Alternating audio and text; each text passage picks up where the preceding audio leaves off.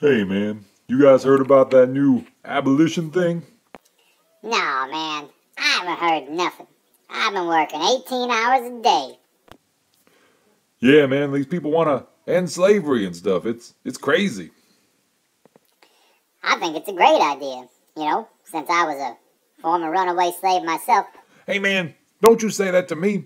That's like $1,000 fine and 6 months in prison if I know. Don't you know anything about the Fugitive Slave Act? I don't know nothing. I've been working 18 hours a day. Yeah, sorry about that. It's okay, man. I got papers that say I'm free and everything, though. Yeah, still, I don't want to.